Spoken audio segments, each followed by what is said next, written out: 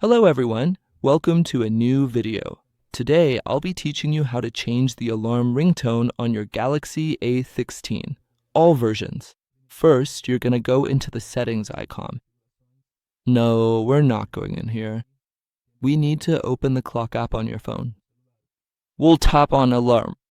Tap on the alarm you want to change the ringtone for. This option should be enabled, and we'll click here. Now, you'll click on this option, and you can choose whichever ringtone you want for your alarm. If you want a custom ringtone, click the plus button, and here you'll see all the songs you have on your phone. You can select a song as your ringtone. After selecting the song, click here to confirm.